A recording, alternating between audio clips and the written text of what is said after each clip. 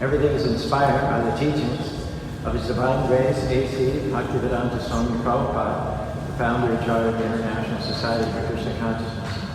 Om Adhyatmikandasya Vinamina Sahajya Chaksurum Giritam Yada Tajmai Sri Gurave Namo Sri Chaitanya Visam Stapitam Yana Bhutane Swayam Rupa Kadamayam Yadati Swaya Kadandikam. Our topic today is pathways to victory, transforming your troubles.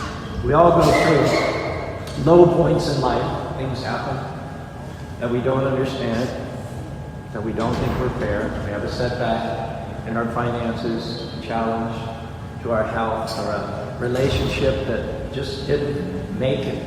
And when we're in the valley of depression, the valley of despair, the valley of divorce, so to speak, of course it's easy to get discouraged and think that things are never going to get better. However, let's take a page from Scripture where it is said that Krishna or God will transform that valley of trouble into a pathway of hope, a pathway of victory.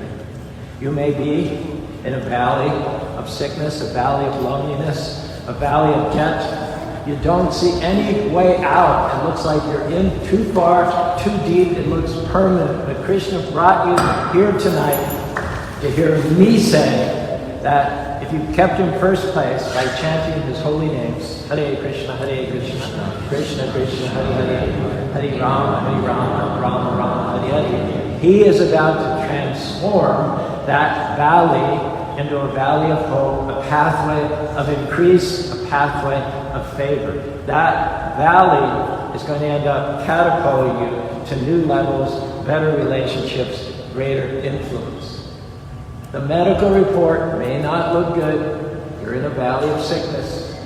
Now, if you've been honoring Krishna or God by chanting His holy names, can I tell you that He's moving things into position to transform that valley into a pathway of healing, pathway of restoration, a pathway of wholeness. Don't let the valley and the shadows that may be projecting over you fool you, because Krishna God has the final say.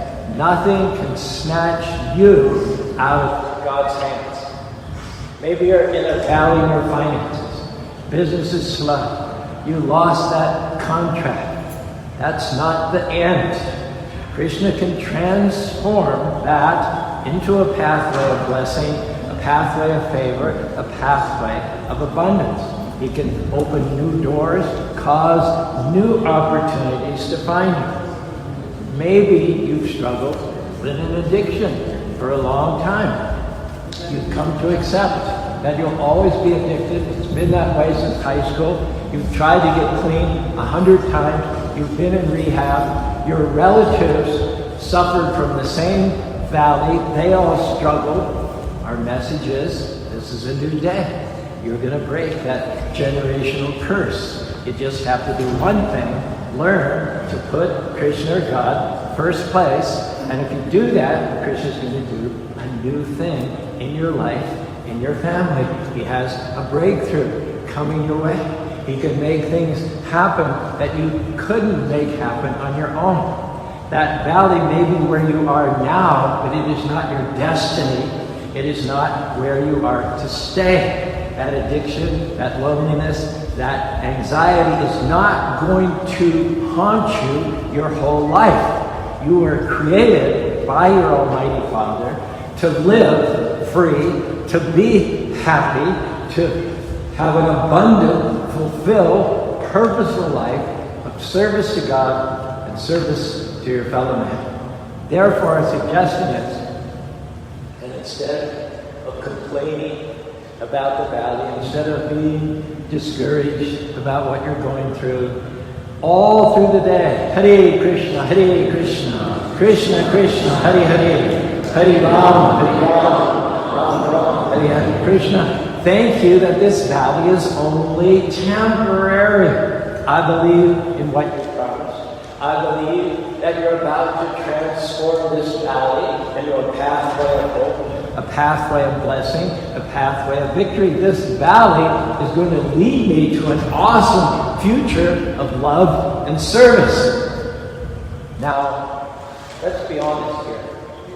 The truth is, you can't reach your destiny without going through valleys. The valleys are strategic. If you're on top of the mountain, the only way to get to the top of the next mountain, which may be a little higher than this one, is to do what? You have to go down, and you have to go through a valley. So to get from where you are to the higher position, you will always have to first go down through the valley and then up the side of a bigger mountain. Therefore, Krishna allows valleys in our lives not to hold us back, but to take us higher. Maybe right now you're discouraged about what Krishna's actually using to take you to a higher level. You're thinking that where you are is where you'll always be. We're encouraging a new perspective. That valley is not there to stop you, it's there to promote you. What you're up against, it may be bigger than yourself. You may feel outnumbered and outmanned, that you don't have the resources. On your own, you cannot get out of that deep, dark place. The good news is, you're not on your own. The Most High God is right there with you. And He knows how to turn a battlefield into a blessing field. He knows how to turn that valley of trouble into a pathway of victory. When you're in that valley, you'll hear the enemy's lies, threats. She'll try to intimidate you, browbeat you, disorient you, overwhelm you. She'll try to get you to doubt yourself. She'll whisper in your ear, "Who do you think you are? You'll never get out of this valley. You'll never get up on that mountaintop. This valley's too deep. That mountain's too big. You'll never get well. You saw the medical report. Your child will never get off course. You know the crowd that he's running in." Don't believe the lies of Maya. Don't let Maya push you down, cause you to live submerged in fear. Learn to talk back to Maya.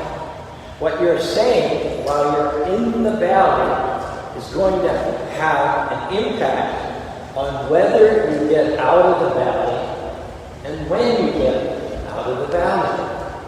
Don't say, whatever you do, the enemy's too big, I don't have a chance, I'm outnumbered, I'll never defeat what's up against me.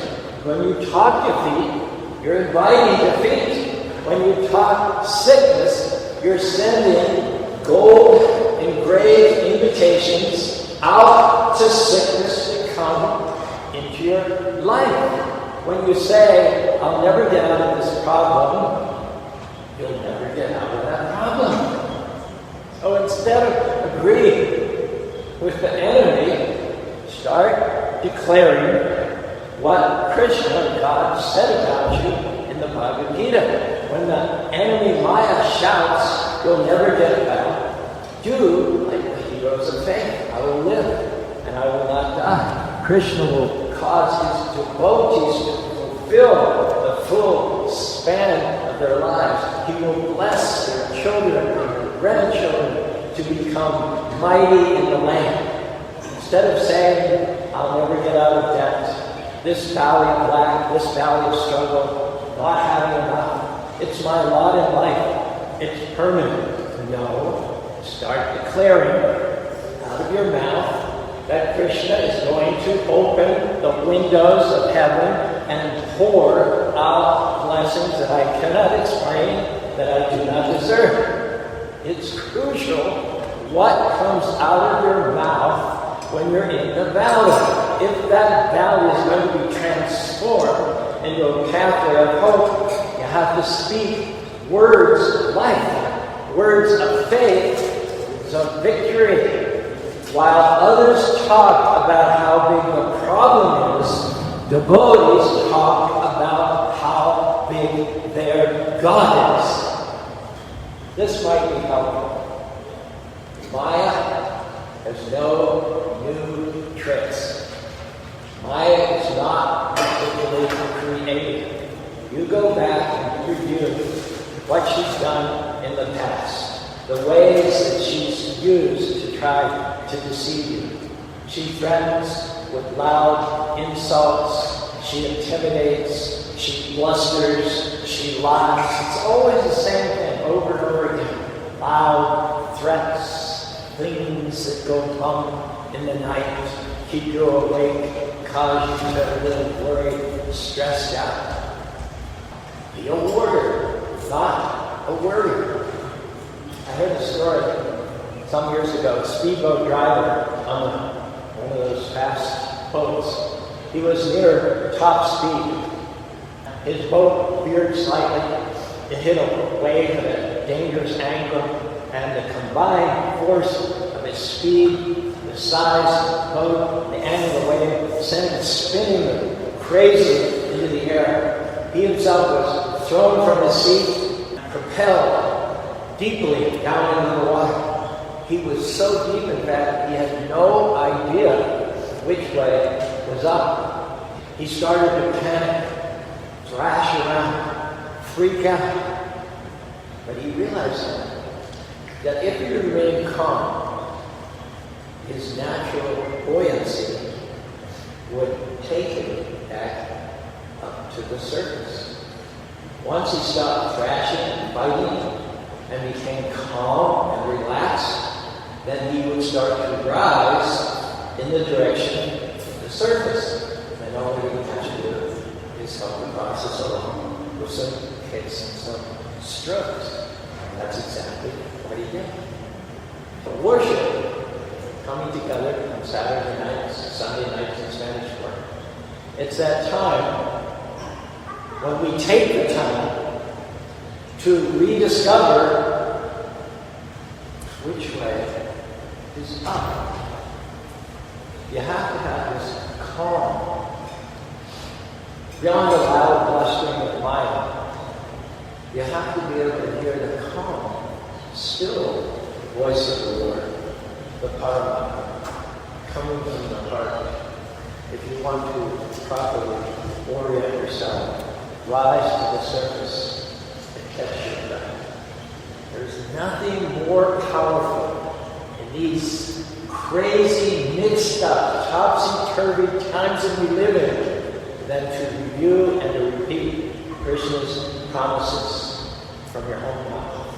Hare Krishna, Hare Krishna, Krishna Krishna, Hare Hare, Hare Rama, Hare Rama, Hare Hare. Chapter 9, Bhagavad Gita, 31st verse. Sipram Bhavati Bhava, Sasa Chanti, Konti Abhidhamani, Mame Bhakta Pranasti.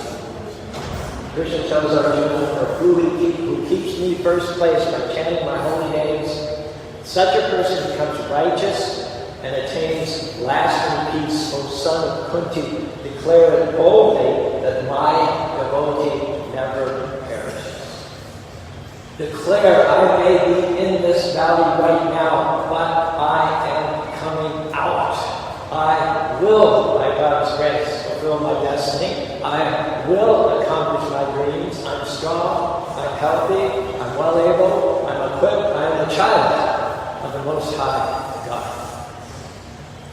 Sometimes, as agents of Maya, people, they might even pose as friends, well-wishers, or even relatives, will try to keep you in the valley.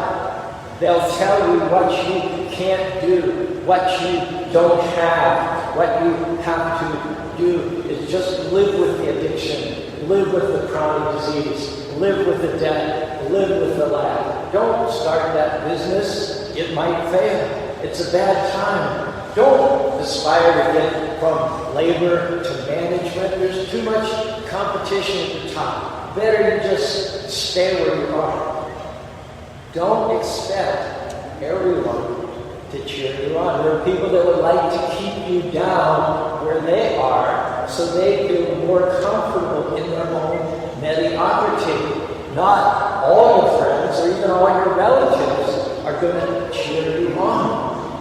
Because they don't see it in you, it doesn't mean that it's not there. Krishna put greatness in each and every one of you. There are things in you, in your spirit, that others cannot even begin to imagine. Potential that can catapult you to an entire new level. Now, don't let someone talk you out of what Krishna put in you. Don't let their lack of support keep you stuck in the valley. At some point, we'll be in the valley with a big obstacle, a big setback. You didn't get the scholarship. That relationship didn't work out. I lost that love. There'll be fear, depression, anxiety, and it will feel permanent. You'll feel locked in. You'll feel shackled, hand and feet, paralyzed. You'll feel alone, that nobody is there to support you. That's when you have to dig down deep and say, no. This valley of depression, this valley of despair, this valley of death is not my home. This defeat, this lack, this trouble, this addiction is not how my story ends. There's a breakthrough, a promotion, a healing, a divine connection that Krishna has released in my direction. Now, I'm going to get ready for my life to be transformed. Things look permanently negative right now, but I know a secret. They're going to change for those who keep God in first place. Suddenly, my health is going to turn around. Suddenly, my business is going to take off. Suddenly, my child gets back in course. That valley is going to start leading you to victory. Krishna has placed buoyancy in the valley. Whatever you need to get out of that valley is already within your reach. Your bags are already fully packed. Nothing is left out. Whatever you need is there. You don't have to wait on some other person. You don't have to play up to the boss. You don't have to wait for good luck or good grace, for the company to call you, for a neighbor to help you out. You just have to stay calm and trusting, knowing that you have what you need to rise. 1878. Yatra Yogeshwara Krishna Yata Parta Dero Yara Yata Sriyavidya Bhuvanitir Tamama. Sanjaya concludes the Bhagavad Gita by saying, wherever there's the master of mystic powers, Krishna, and his friend and associate, Arjuna, or in fact anybody who keeps in first place, there will be victory, opulence, power, prosperity, and righteousness. Of this, Sanjaya says, I am certain. What do we take from this?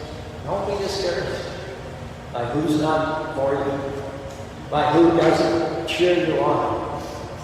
You don't need them. You and Krishna are a majority. Krishna's breathing in your direction right now. You're about to come out of that valley, and it's going to happen sooner than you think. Sometimes all you need is praise. Praise is a weapon. Praise breaks chains. Praise confuses the enemy mind. Praise makes you powerful. Hare Krishna, Krishna Krishna, Hare Hare, Hare Rama, Rama Rama, Hare Hare. It is said of Krishna, Rakhe Krishna Mare Ke, Mare Krishna Rakhe Ke. Krishna wants to protect somebody, nobody can lay a finger on. If Krishna wants to kill somebody, no one can protect that person. So if Krishna wants to protect me, you, his faithful devotees, all the forces of darkness cannot lay a finger on you. When you have praise coming out of your mouth, you're unstoppable, unconquerable. The enemy cannot keep a praiser down. Your praise may not seem like much, not very impressive compared to guns and bombs. But when you praise, angels are going to work. When you praise, the creator of millions and millions of universes begins to change things in your faith. Praise is our most powerful weapon. And when you praise in the valley, it's easy to praise on the mountaintop. But when you show the grit, the faith, the trust, the love to praise in the valley of death, in the valley of despair, in the valley of disease, then it is so effective. In the valley, Maya expects you to be bitter, to be negative, to be complaining. Maya is not ready to see you singing praises in the valley. Maya doesn't know how to deal with that, and she beats a retreat. One last story. There's a big dam called Morris Dam. It was built in the hills of East Tennessee. A worker on the night shift noticed how strange it was to hear these great dynamos running up in the dam, and then look down in this valley of Tennessee and see cabins lit with kerosene lamps. When he was asked why this was so, they told him that the transmission lines from the power dynamos had not yet reached those cabins. So even though those folks lived in the shadow of these great hydroelectric power generators, they weren't able to receive that power because there were no lines linking the dam to their houses. Would you agree with me? It is that way with many people today. The power is there, but they have no link with that one almighty being who can restore new life in the valley. Praise is that link. Praise are the lines that connect your cabin to the unlimited power of the Lord. Hare Krishna, Hare Krishna, Krishna Krishna, Hare Hare, Hare Rama, Hare Rama, Rama Rama, Hare. All through the day, you can tap into that powerhouse as simply saying, Krishna, thank you that you're still on the throne. Thank you that you're bigger than this problem. Thank you that you're bigger than this disease. Praise will cause you to defeat all the giants in your life. Krishna knows how to transform a valley of trouble into a pathway of blessing. You may be in trouble right now in your health, trouble in your finances, trouble in your relationship. It's a setup. It was not meant to stop you. Krishna has another plan. He allowed it because if you have the right attitude, if you praise in the valley, that's going to launch you to a new level. You're going to come out twice as well off as you were before that trouble started. Stronger, healthier, happier, better than you were before. One devotee said, "Yea, though I walk through the valley of the shadow of death." Note, he didn't say, "I stay there, I live in the valley, I pitch my tent in the valley, I build my home in the valley, I'm condemned to be always in the valley." No, he said, "I walk through the valley of the shadow of death." The valley, he said, was not his home. The valley is temporary. It's only something you go through in order to get to something twice as good. It's only a matter of time if you keep God first place before that valley is turned into a pathway of favor, a pathway of healing. Don't let that valley become permanent in your thinking. Don't go around talking about my sickness, my depression, my arthritis is acting up. Don't take ownership of it. It's not yours. Krishna made you healthy, whole, happy, free, blessed, prosperous. Anything else is alien, foreign territory. Maybe you are dealing with sickness right now, but on the other side of that sickness is fighting good health. Maybe it's slow at the office at the moment, but when you make it through that, there will be an abundance, good breaks, promotion beyond what you deserve. Right now, that family member is causing a lot of trouble, but on the other side of that valley is joy, peace, abundance. And honestly, none of us like going through the valleys. We try like the Dickens to avoid them. They're inevitable. They're unavoidable. Our option really is not to avoid the valleys, but to keep the right perspective, knowing that that valley is going to lead you to overflow. Knowing that if you go through it with a good attitude, it's going to promote you. Now I wonder, how often we get stuck in the valley, complaining, oh my gosh, I can't believe this happened. I never did the race, just my luck. Christian is waiting to transform that valley into a pathway of blessing. But you just failed the test. You just said the wrong words out of your mouth. How we get through the valley is going to depend upon the words of faith that we speak in the valley. Whether that trouble is turned into a pathway is going to be determined by how you behave in the valley. Though you might feel you're stuck, you're doing the right things, but all the wrong things are happening, the good news is it's not permanent. Keep in faith, keep a good attitude, you're going to get through it, you're going to see what's on the other side, and when you do, you will be amazed. When you look back, you see how everything that happened that seemed negative at the time was a setup to bring you to a higher level. One more example. In 1972, there was one devotee in a little apartment in Lajpat, and he had before him the prospect of planning Krishna consciousness in Delhi, of all places.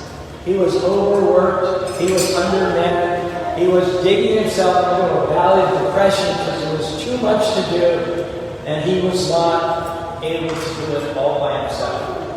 Prabhupada wrote him this letter, December 19, 1972. Dear Tejas, I am receiving your letter.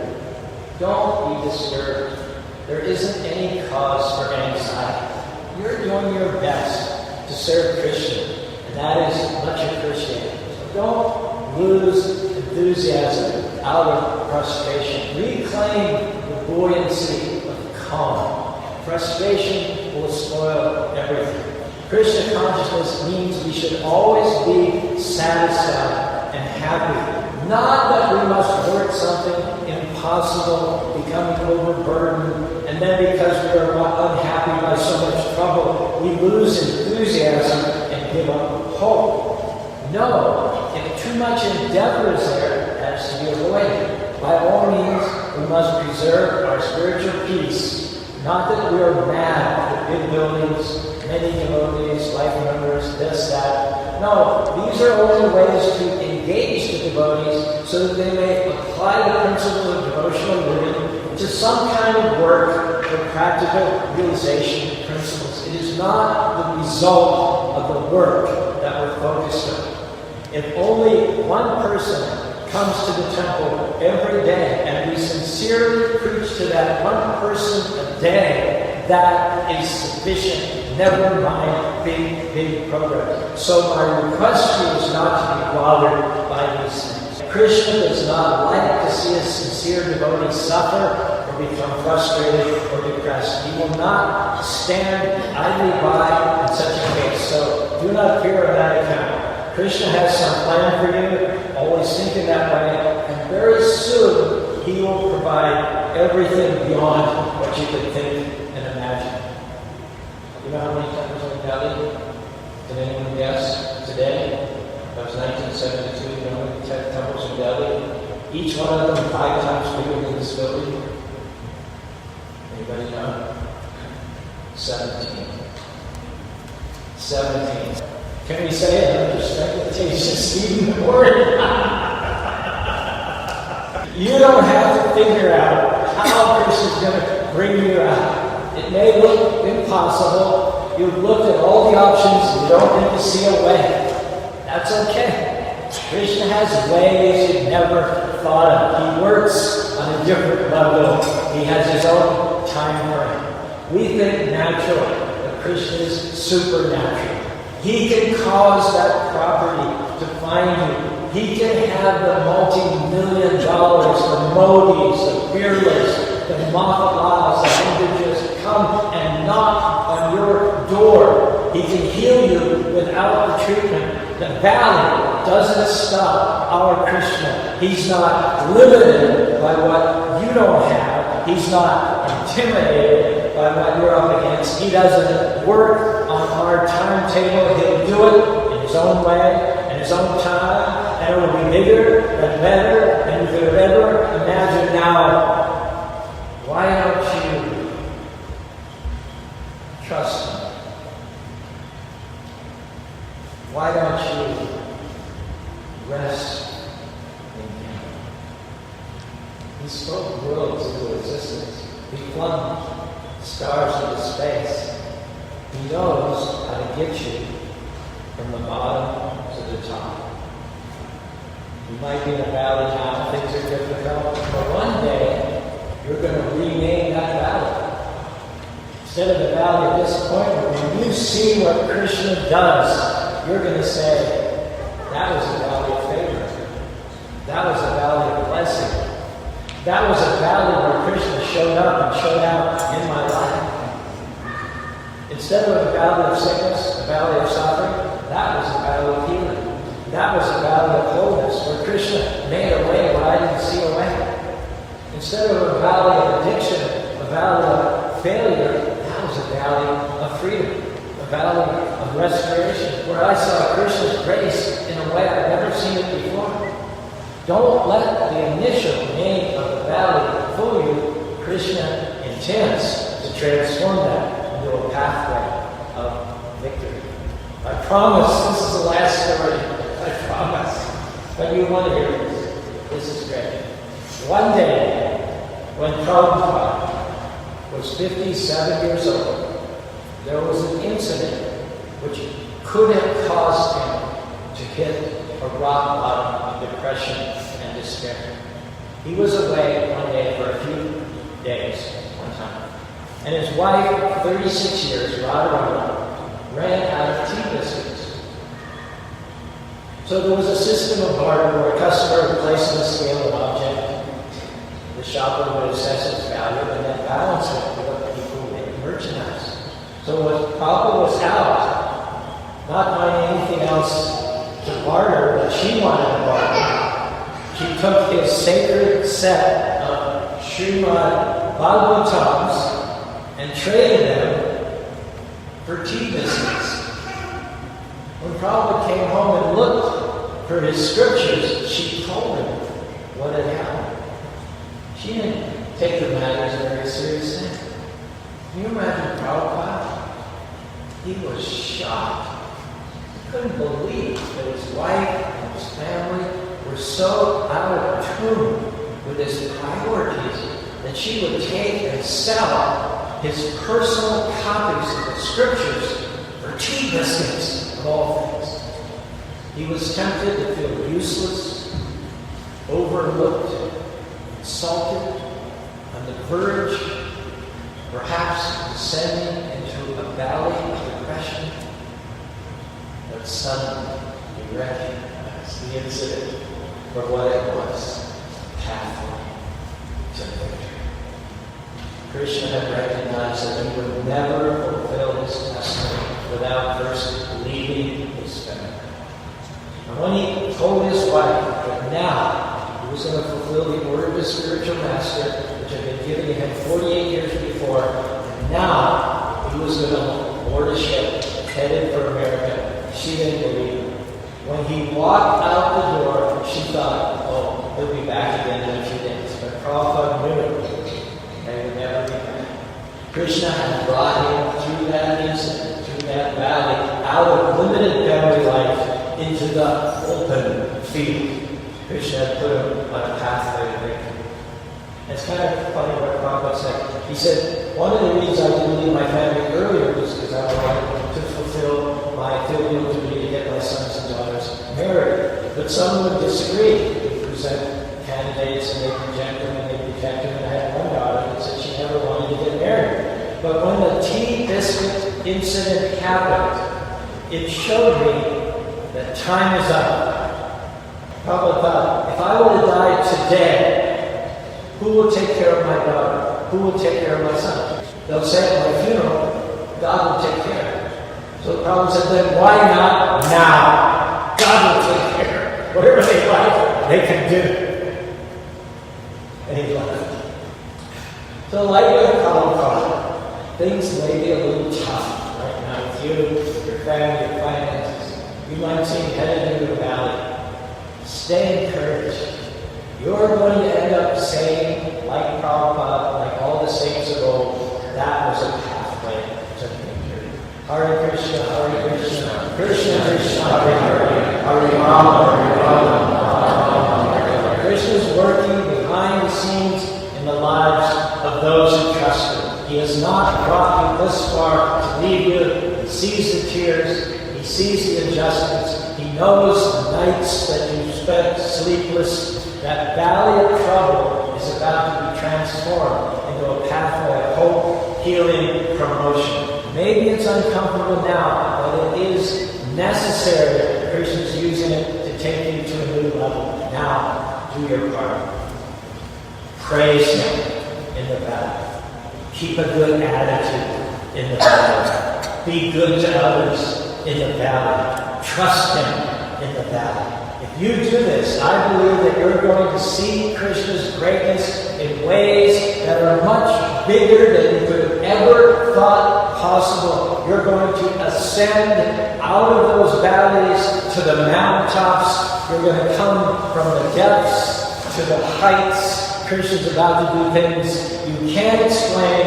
Unusual favor, unusual healing, extraordinary restoration, breakthroughs. Get ready. You're about to go from the valley to the victory in this life, next life. You're going to go back to home, back to God. Thank you very much.